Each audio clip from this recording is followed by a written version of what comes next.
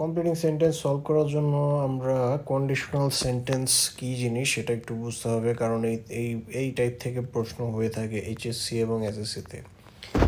So conditional sentence চিনব হচ্ছে if অথবা আনলেস অথবা ইফ নট দিয়ে যদি সেন্টেন্সটা থাকে তখন।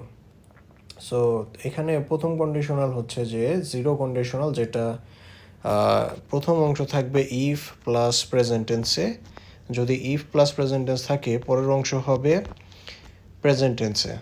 অর্থাৎ আমরা দুইটা ক্লজ দেখব, একটা হচ্ছে সাবঅর্ডিনেট ক্লজ এবং পরেরটা থাকবে হচ্ছে প্রিন্সিপাল ক্লজ। আমাদের লিখতে হয় বেশিরভাগ ক্ষেত্রে প্রিন্সিপাল ক্লজটা প্রেজেন্ট টেন্সে লিখব যদি সাবঅর্ডিনেট ক্লজ প্রেজেন্ট টেন্সে থাকে। যেমন if you heat water to 100°C, এটা হচ্ছে প্রশ্ন। এখানে আমরা দেখছি যে ইফ আছে, তারপরে হচ্ছে সাবজেক্ট ইউ, এরপর হচ্ছে ভার্ব হিট, তার মানে এটা একটা ক্লজ। এখন এই ক্লজে আমরা দেখছি যে মেইন ভার্ব যেটা হিট প্রেজেন্ট টেন্সে আছে, তাহলে এর পরের যে ক্লজ ইট বয়েলস আমরা লিখেছি এটা হচ্ছে প্রেজেন্ট টেন্সে হবে। একইভাবে if you heat ice it melts, present টেন্সে আমরা থাকলে প্রেজেন্ট টেন্সে করব। তারপরে দেখছি আমরা ফার্স্ট কন্ডিশনালে প্রথম অংশ থাকবে প্রেজেন্ট টেন্স, অর্থাৎ প্রশ্ন থাকবে ইফ প্লাস প্রেজেন্ট টেন্সে। তাহলে আমরা অ্যান্সারটা লিখব কিসে? আমরা অ্যান্সারটা লিখব মেইন ক্লজ, যেটা মেইন ক্লজ লিখব, সেই মেইন ক্লজ লিখব আমরা ফিউচার টেন্সে। তার মানে এই দুইটা রুলস মোটামুটি সেম। তার মানে আমরা যেটা বুঝবো সেটা হচ্ছে যে পরিশেষে আমরা যেটা বুঝবো সেটা হচ্ছে যে ইফের সাথে যদি প্রেজেন্ট টেন্স হয় তাহলে পরের অংশ বা মেইন ক্লজ আমরা প্রেজেন্ট টেন্সে করব অথবা ফিউচার টেন্সে করব, দোনোটাই ঠিক হবে। যেমন এক্সাম্পল হিসেবে দেখছি if you make the best use of time you will be successful, আমরা ফিউচার টেন্সে করে দেব। If you maintain honesty you will be rewarded. Okay, then আমরা দেখতেছি সেকেন্ড কন্ডিশনালের স্ট্রাকচারটা হচ্ছে সাবঅর্ডিনেট ক্লজ অর্থাৎ ইফ প্লাস পাস্ট ইনডিফিনিট থাকলে পরের অংশ পাস্ট কন্ডিশনাল করব, অর্থাৎ সাবজেক্ট প্লাস উড অথবা কুড অথবা might plus base form of the main verb. তো মেইন ভার্বের বেস ফর্ম হচ্ছে আমরা লিখব, যেমন if I reached late I would miss an important meeting. So if I তারপরে রিচড পাস্ট টেন্সে থাকায় পরের অংশ আমরা এই স্ট্রাকচারে লিখব subject would could might plus base form of main verb. Okay, so if I reached late I would miss an important meeting.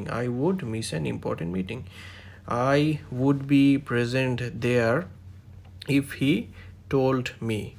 অর্থাৎ আমরা ইফ প্রথমে থাকবে এমন কোনো কথা নেই, এটা মাঝখানেও বা পরেও থাকতে পারে।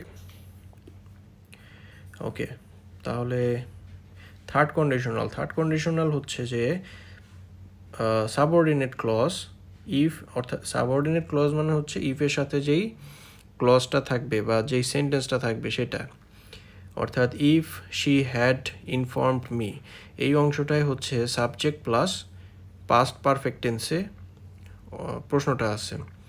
আমরা তাহলে অ্যান্সার করব কিভাবে? আমরা অ্যান্সার করব যদি পাস্ট পারফেক্ট টেন্সে থাকে ইফের পর, তাহলে আমরা মেইন ক্লজ লিখব subject plus would could might plus have plus past participle লিখব। অর্থাৎ থার্ড কন্ডিশনাল অনুযায়ী if plus past perfect plus subject plus would could might plus have plus V3। যেমন if she had informed me I would have done something for her. Had, তাছাড়া if না থেকেও had দিয়েও sentence হতে পারে।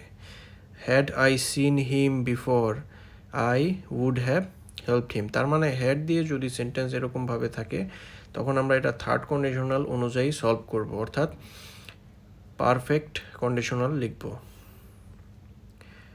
So conditional অনুযায়ী আমরা এই তিন ধরনের রুলস আমরা দেখলাম।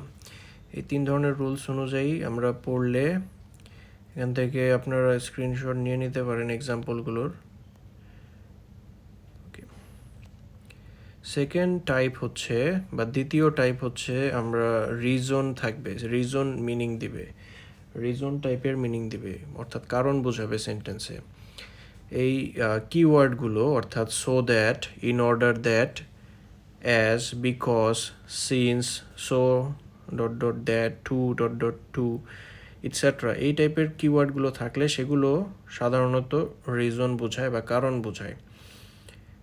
সো দ্যাট বা ইন অর্ডার দ্যাটের রুলসটা হচ্ছে যে আমরা একটা স্ট্রাকচার ফলো করবো, সেটা হচ্ছে যে মেইন ক্লজ যদি প্রেজেন্ট টেন্সে থাকে, তারপরে সো দ্যাট থাকে, তারপরে সাবঅর্ডিনেট ক্লজ আমাদের লিখতে হবে, কারণ সেন্টেন্স কমপ্লেক্স হয়ে যাবে। সো কমপ্লেক্স সেন্টেন্সে অবশ্যই দুইটা ক্লজ আমাদের লিখতে হয়। তো আমরা দেখছি যে সো দ্যাট অথবা ইন অর্ডার দ্যাটের একটা ক্লজ যদি বা মেইন ক্লজ যদি প্রেজেন্ট টেন্সে হয়, সাবঅর্ডিনেট ক্লজ হবে সাবজেক্ট প্লাস ক্যান অথবা মে প্লাস বেস ফর্ম। সবসময় মডেল অক্সিলারির পরে বেস ফর্ম বসবে। আমরা সেকেন্ড স্ট্রাকচার দেখছি যে সাবজেক্ট ওকে মেইন পাস্ট টেন্সে যদি থাকে, তখন সো দ্যাটের পরের অংশ বা সো দ্যাটের পরে যেই সাবঅর্ডিনেট ক্লজ লিখবো, সেখানে আমরা সাবজেক্ট প্লাস কুড অথবা might plus base form of the main verb আমরা লিখব। তো প্রথম রুলস বা প্রথম স্ট্রাকচার অনুযায়ী আমরা একটা এক্সাম্পল পড়ি। We must work hard in order that we can succeed in life. We must work hard, must work এই পার্টটা হচ্ছে প্রেজেন্ট টেন্সে লেখা। সো প্রেজেন্ট টেন্সে লেখার ফলে আমরা পরের অংশতে ক্যান অথবা মে ইউজ করব এবং একটা ক্লজ লিখতে হবে, কারণ এটা হচ্ছে কমপ্লেক্স সেন্টেন্স দ্যাট ইউজ করার ফলে। So we must work hard in order that we can succeed in life. তারপর I studied regularly so that I could do well in the exam. এটা হচ্ছে সেকেন্ড স্ট্রাকচার অনুযায়ী I studied, এই studied হচ্ছে past form. So past form হওয়ার ফলে দ্যাটের পরে যেই ক্লজ আমরা লিখবো, অর্থাৎ আই কুড দিয়ে লিখতে হবে অথবা মাইট দিয়ে লিখতে হবে। We should plant more trees so that we can live happily. We would you mind giving me your phone so that I can talk to my mother? Okay. দেন আছে provided that, providing that। এই rules অনুযায়ী provided that, providing that, we will play provided that the weather is good। এটাও দ্যাটের রুলসের মতোই হয় মোটামুটি। I will go to school providing that you come। যেহেতু সেন্টেন্সে that use করা হয়েছে, তাহলে আমরা বুঝবো দুইটা ক্লজ আমাদের লিখতে হবে। ক্লজ বলতে বোঝাচ্ছি সাবজেক্ট প্লাস ফিনাইট ভার্ব থাকতে হবে এবং অর্থগতভাবে লিখতে হবে। এরপর আছে in case I will help you in case you are in danger. আচ্ছা, তারপরে he will come in case the weather is good. Okay, as slash because slash since. এখানে অ্যাজ, বিকজ, সিন্স এই তিনটাই মোটামুটি সেম জিনিস বোঝায়। Many students do not read news paper because they are busy with their studies. Because দেয়া যায়, because যদি থাকে কোয়েশনে তাহলে আমরা বিকজ এইভাবে আমরা লিখতে পারি যে অনেক স্টুডেন্ট নিউজ পেপার পড়তে পারে না কারণ তারা স্টাডিতে ব্যস্ত থাকে। তো আমরা যেটা মনে রাখবো হচ্ছে যে এই সিন্স, অ্যাজ, বিকজ এগুলো যদি থাকে সেন্টেন্স কমপ্লেক্স সেন্টেন্স হয়ে যাবে। অর্থাৎ আমরা দুইটা ক্লজ লিখবো, একটা সাবঅর্ডিনেট ক্লজ, একটা প্রিন্সিপাল ক্লজ। তারপর অ্যাজ দিয়ে একটা রুলস আমরা দেখি। As they live in an inhuman condition they suffer from various diseases. As they live in an inhuman condition, তারা যেহেতু অমানসিক এক পরিবেশে অবস্থায় বাস করে, they suffer from various diseases, তারা বিভিন্ন রোগে সাফার করে। আমরা তারপরে দেখব যে as flower is a symbol of love, beauty and purity, everybody loves flower. So এখানে হচ্ছে অর্থ অনুযায়ী আমরা জাস্ট আরেকটা ক্লজ লিখে দিব, তাহলেই হবে।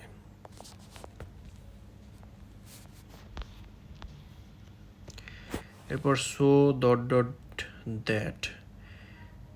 সো এর মাঝে যদি অ্যাডজেক্টিভ থাকে তারপরে দ্যাট থাকে, তখন আমরা এই নিয়মে সলভ করব। প্রথম structure subject plus present form of main verb plus so plus dot ডটের জায়গায় একটা অ্যাডজেক্টিভ থাকবে plus that plus subject plus can, may, can not, may not plus base form of main verb.